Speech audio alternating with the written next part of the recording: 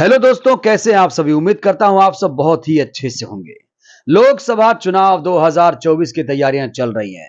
जैसे जैसे तारीखें नजदीक आती जा रही हैं, वैसे वैसे दिल की धड़कनें बढ़ रही हैं। साथ ही साथ रणनीति भी लगातार बदल रही है। आपको बता दूं कि अब महज 8 से 9 महीने का समय बचा है लोकसभा चुनाव में। ऐसे में सभी पार्टियों ने अपनी रणनीति बदल दी है। दोस्तों, इस बीच बहुजन समाज पार्टी ने भी खासी रणनीति तैयार की है।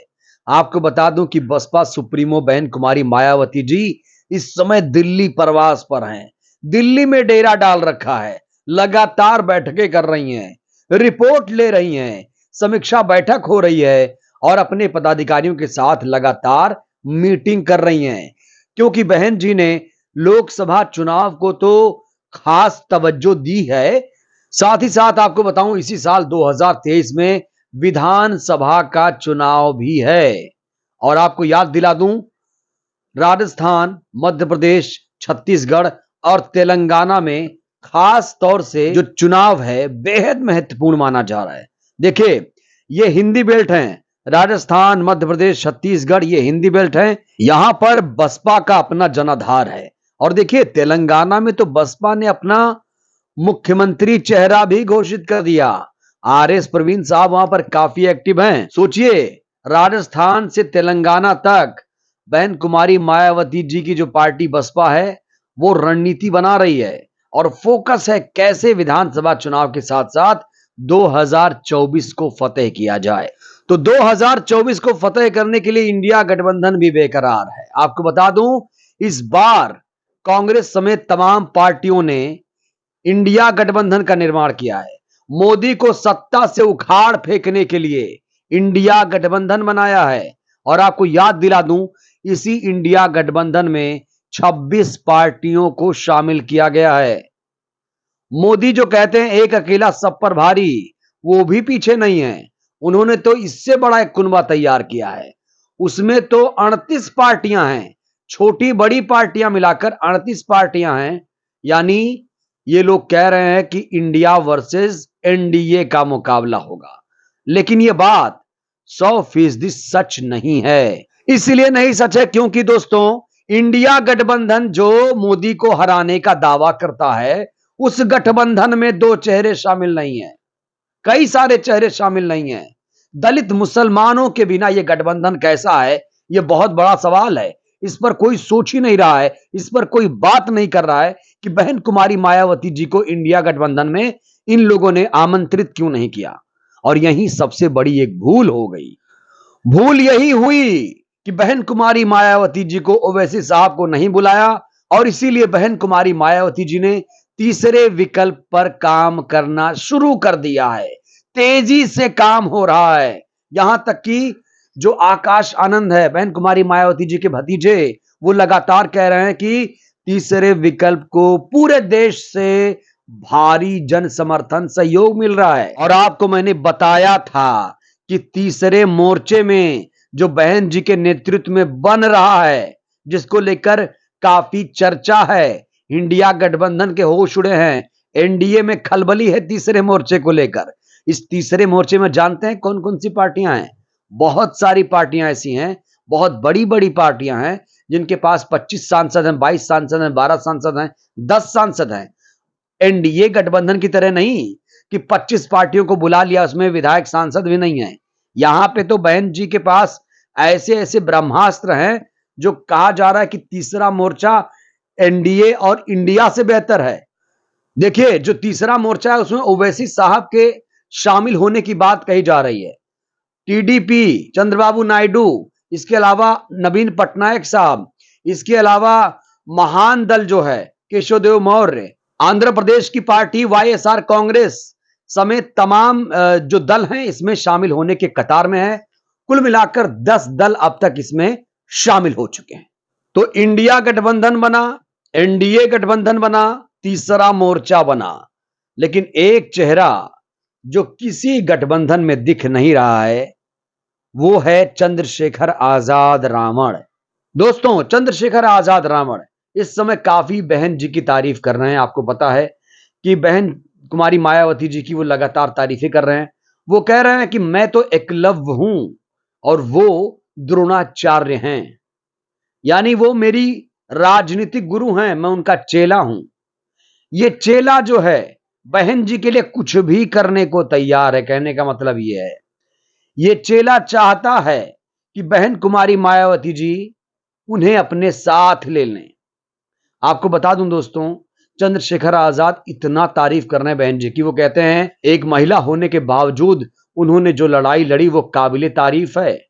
बहुजन आंदोलन को जिस तरीके से बहन जी ने आगे बढ़ाया, चंद्रशेखर आजाद रावण कह रहे हैं कि वो बहुत काबिले तारीफ है। यहां तक कि वो बहन जी को अब अपनी राजनीतिक गुरु के साथ साथ अपनी मां भी बता रहे हैं। तो बहन कुमारी मायावती जी जो बहुजन समाज के अधिकारों की लड़ाई लड़ रहे हैं, चंद्रशेखर आजाद भी ये दावा करते हैं कि वो भी यही लड़ाई लड़ रहे हैं, वो भी बहुजन के हक अधिकारों की लड़ाई लड़ रहे हैं। वो कहते हैं बहन जी और हम एक ही विचार के हैं, बहन जी भी हमारे समाज से आती हैं और हम भी कांशी राम के सपने को पूरा करना चाहते हैं, हम भी बाबा साहेब भीमराव अंबेडकर के सपने का भारत बनाना चाहते हैं और इसीलिए चंद्रशेखर आजाद काफी बेताब हैं बहन जी के साथ आने के लिए। चंद्रशेखर आजाद की भीम आर्मी जो है वो काफी ग्राउंड पर एक्टिव है और चंद्रशेखर आजाद की भीम आर्मी ने पूरी तरीके से बसपा को समर्थन दे दिया है, क्योंकि भीम आर्मी भी चाहती है कि देश को दलित प्रधानमंत्री मिले। और आप जहां भी जाएंगे भीम आर्मी से अगर आप बात करेंगे तो उनका एक ही एजेंडा है। वो तो यहां तक कह रहे हैं कि बसपा कार्यकर्ताओं के साथ मिलकर हम इस आंदोलन को और तेज करेंगे और बहन जी को प्रधानमंत्री बनाकर ही छोड़ेंगे। तो चंद्रशेखर आजाद जो हैं वो भी चाहते हैं कि तीसरे मोर्चे में शामिल हो जाएं। दोस्तों, इसको लेकर बहुत सारे लोग खबर चला रहे हैं कि चंद्रशेखर आजाद भी तीसरे मोर्चे में शामिल हो गए। मैं आपको यहां क्लियर कर दूं, बात चल रही है अभी। बहन कुमारी मायावती जी इस पर विचार कर रही हैं, अब लेंगी नहीं लेंगी उस पर पत्ते बाद में खोले जाएंगे। देखिए, तारीफ का मतलब यही हुआ कि वो बहन जी का दिल जीतना चाहते हैं। और देखा जाए, नोटिस किया जाए तो जो मैं नोटिस कर पा रहा हूं, 28 जून को जब से चंद्रशेखर जी को गोली लगी तब से वो लगातार बहन जी की तारीफों के पुल बांध रहे हैं।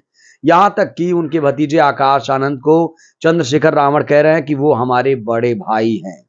तो आप समझ सकते हैं, चंद्रशेखर को इंडिया गठबंधन में नहीं बुलाया गया, एनडीए में भी उन्हें जगह नहीं मिलेगी जाहिर तौर पर। और देखिए, इंडिया गठबंधन में उनके दो दोस्त, दो काबिल दोस्त शामिल हो गए।